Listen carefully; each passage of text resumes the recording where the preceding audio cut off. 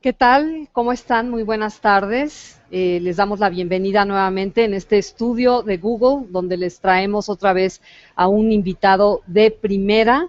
Vamos a hablar hoy en nuestro Hangout con el director Carlos Reigadas y el Festival Internacional de Cine de Morelia.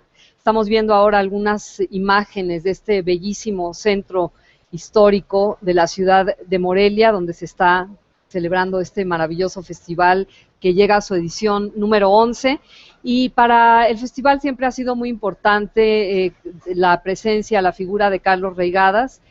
Y ahora estamos celebrando, digamos, festejando los 15 años de la compañía productora de Carlos Reigadas, que es Mantarraya Films. Bienvenido, Carlos. Hola, Ann, ¿qué tal? Gracias.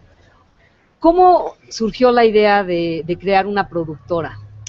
Bueno, quiero hacer una pequeña puntualización técnica. Mantarraya en realidad es Jaime Romandía, mi socio. Ah, ¿tú eres ND? Yo soy ND, sí. Ah, ok. Y siempre hemos hecho los primeros proyectos que hicimos fueron los míos. El de Amat, todos los proyectos de Amat los hemos hecho juntos y hacemos la distribución y las ventas internacionales juntos y hacemos casi todo juntos, ¿no? Claro. Pero bueno, él tiene muy buenos socios que lo apoyan en Mantarraya directamente y que tienen mucho mérito. Bueno, esa era mi siguiente pregunta. ¿Cuál es la diferencia entre ND y...? Básicamente ND soy yo y Mantarraya es Jaime. ¿Y qué significa ND?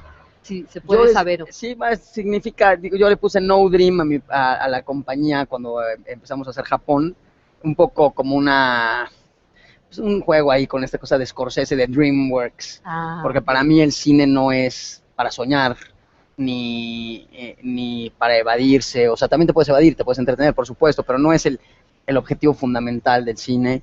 Y me gusta esta idea de No Dream, como que no es la fábrica de los sueños, al contrario, es la fábrica de la vida, o sea, el receptáculo de la vida donde uno la puede volver a ver, ¿no?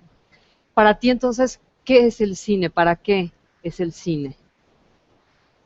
Pues creo que puede ser para muchas cosas. El cine da cabida para todo, como la literatura. Puede ser para informar, puede ser para hacer poesía, puede ser para explicar cómo funciona la licuadora. Todo eso se hace con literatura, ¿no? Pero hablando estrictamente en sentido de qué es el arte, como el arte del cine, siendo le dicen el séptimo arte, etcétera. Pues digo, para mí el arte básicamente es difícil definir qué es el arte, pero ¿qué es aquello en lo que un ser humano de pronto puede expresar, aunque sea colateralmente o a nivel solo de evocación, algo que tiene que ver un poco con el misterio de la existencia? O sea, existimos y nos damos cuenta de ello, lo cual es algo increíble. O sea, creo que el tema de que haya vida es uno de los grandes misterios todavía, aunque lo hayan explicado cientos de científicos, cómo de pronto surgió la vida, ¿no? En la primera esponja, en el agua o el ser que haya sido.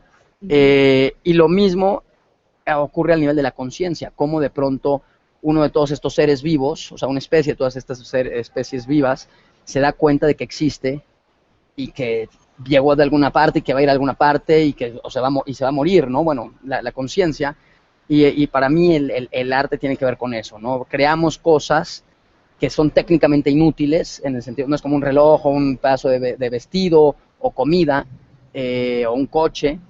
Son cosas que no sirven para nada, nada práctico, pero que sin embargo somos la única especie de la Tierra que hace ese tipo de cosas. Todas las demás especies solo hacen cosas prácticas. Para sobrevivir. Exacto, y eso tiene que ver con la conciencia y todo, ¿no? Entonces, para mí, ese es a mí el cine que me interesa, ese es el cine con el que yo me entretengo.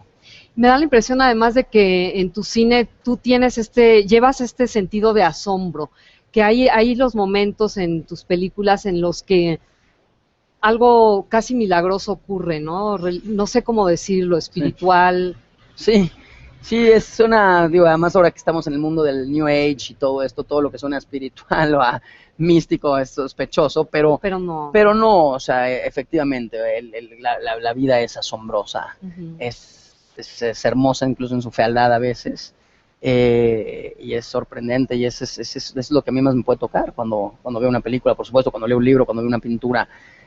No es el tema, ¿no? No es la trama. Eso es increíble cómo seguimos en eso. Por ejemplo, en el cine es un arte mucho más nueva que otras, o que surgió mucho más tarde, pero en la pintura, por ejemplo, pues todos sabemos que no es el tema de la pintura lo que cuenta. Nosotros podemos pintar, no sé, la crucifixión, y bueno, pues seguro no estaría en ningún museo, pero si los que están, todas las crucifixiones que hay en todos los museos del mundo es por cómo han sido pintadas, no por el tema, ¿no? Claro. Y bueno, porque está expresado, o por lo menos como decía yo, de alguna forma invocado este misterio, ¿no?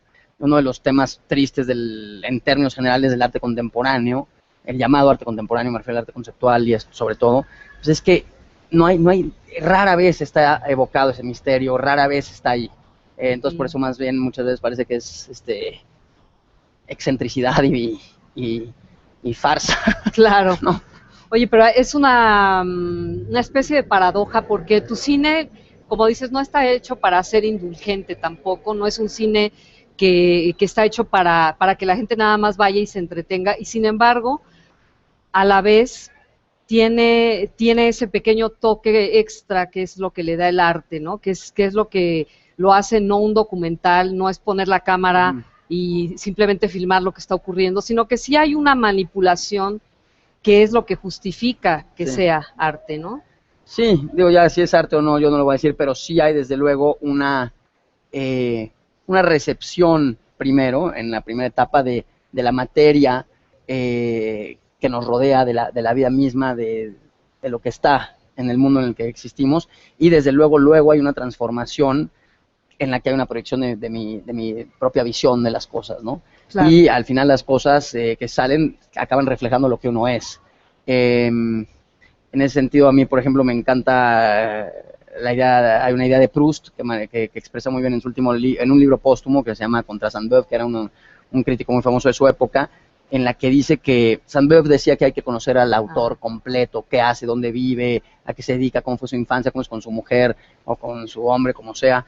Y él dice que eso Proust dice que eso es totalmente irrelevante porque el creador no es esa persona que se manifiesta en el mundo externo de alguna forma. O sea, el verdadero creador está intuyendo nada más, entonces no domina, no conoce todos los secretos de lo que hace. A mí muchas veces, por ejemplo, me preguntan, ¿qué quiere decir esto? ¿Qué quiere decir aquello? Como si fuera un acertijo.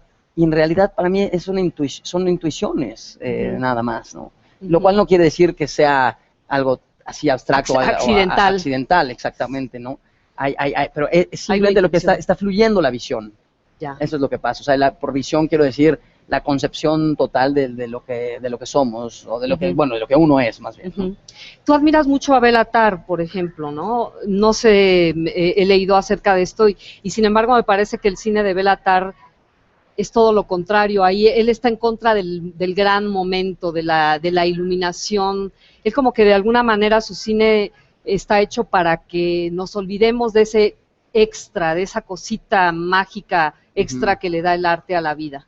Sí, puede ser, pero yo...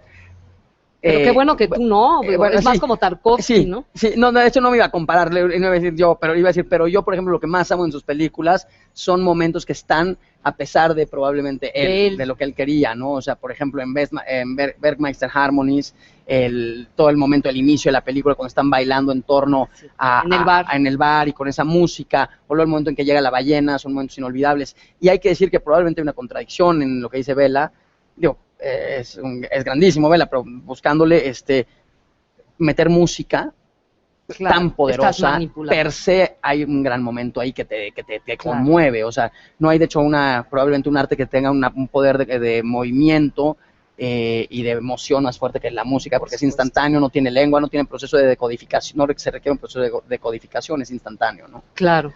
A mí me gusta, y además me gustan muchas cosas que no son necesariamente las que podría hacer, no por talento, sino por estilo o por tipo de cosa. A mí me encanta Bergman, me fascina Bergman y hace diálogos todo el tiempo. Me puede fascinar Sokurov, que casi no hace diálogos. Me gusta mucho Rossellini, que hace casi melodrama, pero un melodrama puro. O sea, si los gustos son variadísimos, ¿no? Oye, y muchas de tus referencias también son pictóricas, ¿no?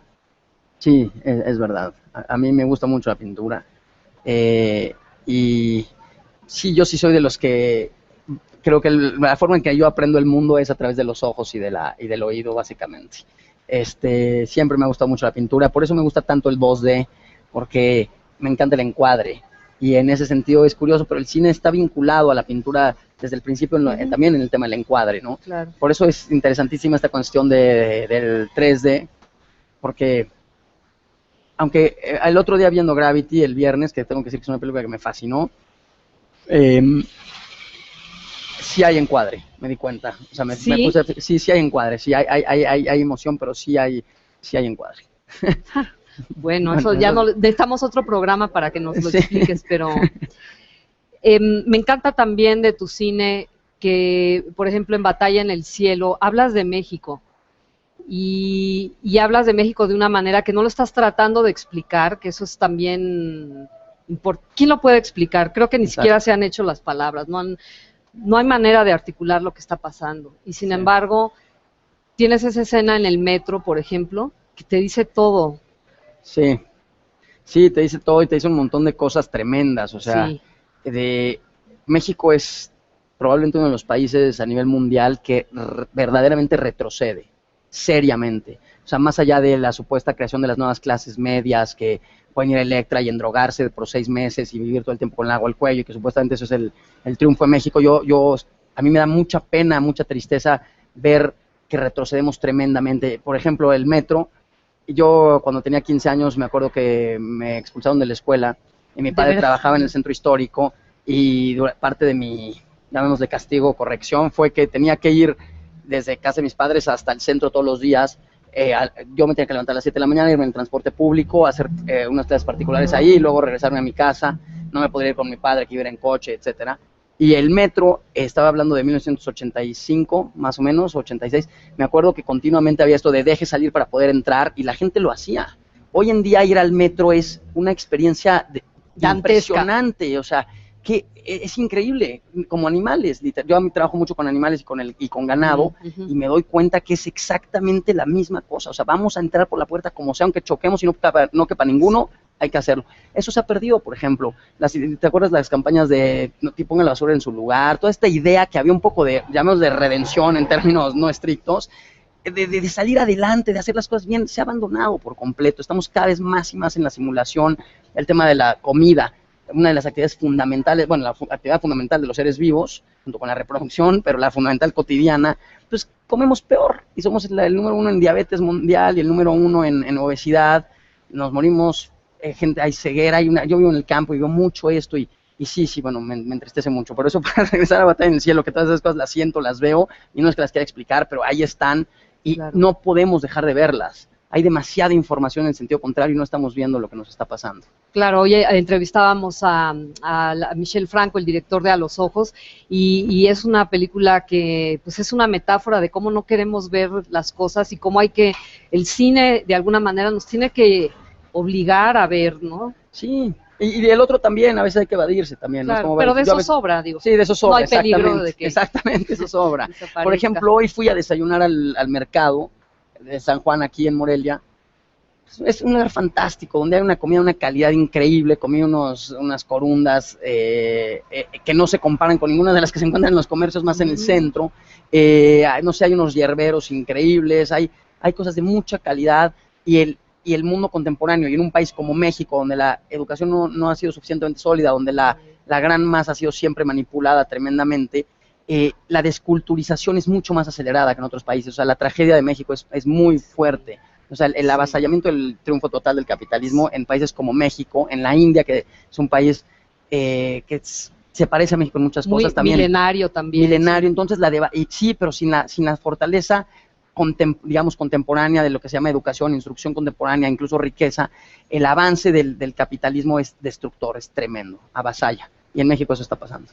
Sin embargo, tú rescatas, creo, en tus películas, bueno, creo que tengo que darle la palabra más bien a nuestros invitados, que son el público que está ahora utilizando Google para preguntarte, ¿qué ha sido lo que más te ha costado como director y sobre todo en Post Tenebras Lux? ¿Qué te inspiró para hacer esta película?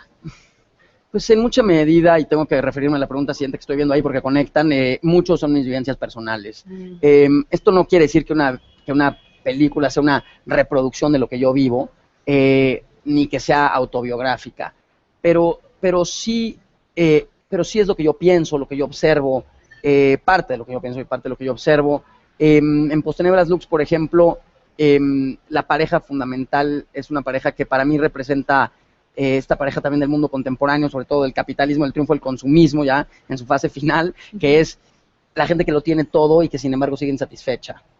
Trabajo, salud, amor, una casa, y aún así hay como una especie de tristeza crónica, exactamente, de malestar, cuya fuente se desconoce, y entonces parece que a veces son cosas como metafísicas o religiosas tal vez, o sea, la falta de sentido en la vida, ¿no?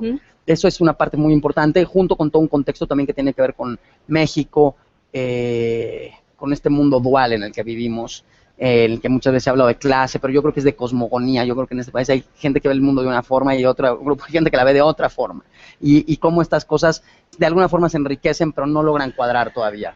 Eso fue básicamente Postenebras Lux, ¿no? Y conecté con la segunda pregunta, sí. ¿Qué tanto hay de tus vivencias en personajes en las películas? Sí, pero no, eso no quiere decir que lo que está en las películas yo lo he hecho o no. Por ejemplo, yo no me identifico con los dos personajes de Postenebras Lux, personalmente. La verdad.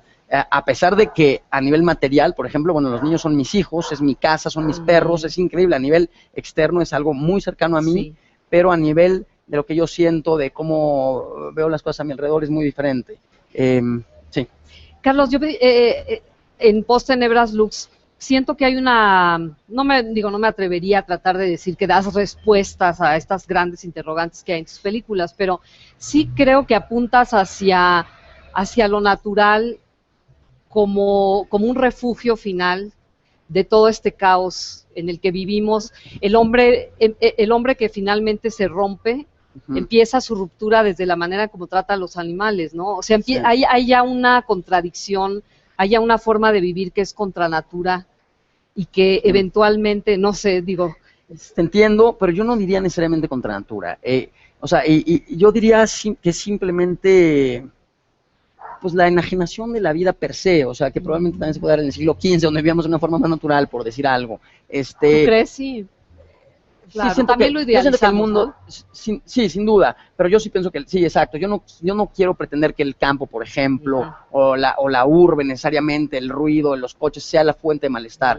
Creo que no es esa, creo que la fuente de malestar básicamente sí de alguna forma está ligado a eso, porque eso es un producto del avance, del llamado avance, del progreso material y todo, que nos aliena porque nos separa de los demás, de nuestro entorno, de nuestras costumbres. Yo pienso que, por ejemplo, hablando del siglo XV, probablemente los peones del siglo XV, en un castillo de su época, en la época feudal, bueno, sí, no había penicilina y no había un montón de cosas, pero seguramente probablemente, más bien, no puedo decir seguramente, vivían más felices que las clases altas medias de hoy.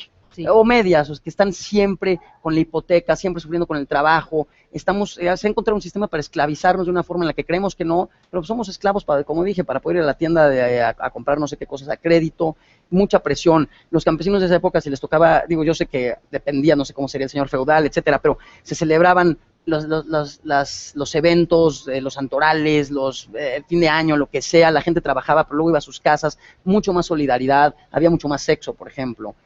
¿Cómo? Sin duda. Hoy en día, bueno, yo pienso que es una intuición, tampoco puedo saber, no hago estadísticas, pero me da la impresión de que hoy en día, por ejemplo, es una época en la que hay muy poco sexo. Y parece que hay mucho, precisamente, a lo mejor precisamente porque hay tan poco en realidad. O sea, hay tanta soledad, tanta separación, que hay poco contacto. El campesino, por ejemplo, tiene mucho más sexo que las clases medias urbanas y medias altas y altas, y seguramente. Porque vive en una forma todavía mucho más integrada con su entorno, consigo mismo y con su grupo, ¿no? Bueno, y volviendo al siglo XV, rápidamente, ¿no crees que también lo que había era un marco en el que todo se podía explicar muy fácilmente, que era la religión, para bien o para mal, ¿no? Ahora yo creo que también es esa falta de referentes. Sí, es muy interesante eso. Yo creo que parte de esta explosión final de México de los últimos 30 años, donde... bueno, pues las cosas que nos envuelven, ¿no? Por ejemplo, el narcotráfico hoy en día y las guerras del narcotráfico es de alguna forma la expresión una vez más del triunfo total del capitalismo. ¿Qué es el capitalismo? El dinero es el bien supremo y todo lo demás es válido. Incluso tomar la vida de los enemigos que nos van a quitar un poco de dinero, ¿no? Claro. Entonces, bueno, ahí me desconecté un poco, pero sí, este tema de la soledad se ha acrecentado muchísimo. Muy bien, vamos a ver qué nos dice Iris. ¿Qué es lo difícil de trabajar con no actores? Pues que básicamente que si te equivocas en el casting ya no tienes mucho remedio. ¿Y te ha pasado? Parcialmente sí, sin duda, claro que sí me ha pasado. Digo, equivocarse no es blanco o negro, no es me equivoqué o no me equivoqué, pero es lo pude haber hecho mejor o peor, y sí siento que a veces no he tomado las mejores decisiones. Y es parte de lo que yo quiero hacer, para mí es importante, pero tiene un riesgo muy grave, y es ese. Y también me gustan mucho los actores, tengo que decir. O sea, sí, en otras películas. Sí. ¿Piensas hacer otra película por el momento? Sí, sin duda, desde que tuve hijos y bueno, trabajo mucho en cosas en el campo, realmente no, ha bajado mi frecuencia porque ahora mis hijos son chicos, pero están empezando a crecer, crecen rápido, como todo el mundo sabe, y siento que pronto voy a poder hacer más películas más seguido, ya tengo muchas ganas de hacer otra. Voy a hacer películas toda mi vida, espero. Oye, has dicho que Los Olvidados es tu película favorita. ¿Qué es lo que tanto te gusta de ella? No diré que es mi película favorita, tal vez sí lo he dicho, pero a mí me gusta mucho Buñuel, me gustan muchas películas suyas, me gustan Los Olvidados, me gusta Nazarín, me gusta él, me gusta Simón del Desierto, su época mexicana en general me gusta muchísimo, incluso la Ilusión viaja en tranvía, por ejemplo, películas de las que él llamaba alimenticias. Me gusta que son honestas, simple y sencillamente, son reales, le preocupan las cosas que le deben de preocupar a la gente. O sea, Buñuel vivió en México, llegó al DF unos años antes de Los Olvidados y veía lo que le rodeaba y decía, hay que darle un lugar a esta gente, que además es la mayoritaria por mucho, ¿no? Eso de entrada para mí es un valor fundamental, pero además la forma de filmar es poderosísima, la forma de evocar las cosas importantes de la vida de Buñuel, pues es uno de los más grandes artistas del siglo XX, ¿no? Sin embargo, él escribió un documental, dirigió Las Urdes, que también es implacable sobre la pobreza en España, ¿no? Sin duda, sí, siempre le afectó, digo, como cualquier persona sensible, le tiene que afectar ver que nuestra especie, por la razón que sea, vive con tal nivel de diferencia, ¿no? Finalmente, Carlos, como productor has ayudado a muchos directores mexicanos. ¿Qué satisfacción te da el descubrir nuevos talentos, el apoyarlos? ¿Qué tan común es que se dé esto? Mira, lo primero que diría es que no los he ayudado, he hecho lo que yo siento como un deber. Entonces, no merezco... ¿Un deber como productor, como mexicano? Como persona, como ser humano, sí. En este caso, como cineasta, a mis colegas, ¿no? Como un soldado no abandona a otro, pues es como humano, pero también como soldado en ese momento, ¿no? En el campo de batalla, por decir algo, ¿no? La primera vez que produje algo junto con Jaime fue la primera película de Amat. Yo me acuerdo que Amat me había escrito, yo no lo conocía, él vive en Guanajuato, vi su guión y dije, yo tengo que hacer todo lo posible para que esto se haga, porque me pareció increíble y me parecía que era mi deber contribuir a que ese guión pudiera ser una película. Y así ha continuado, hemos seguido trabajando con Amat, hemos trabajado con otras personas y también siento un deber fuerte junto con Jaime por la distribución en México. Parte de, una vez más, es que todo el tema es el mismo, pero parte de este triunfo final de las grandes empresas, de todo, es que todo es masa.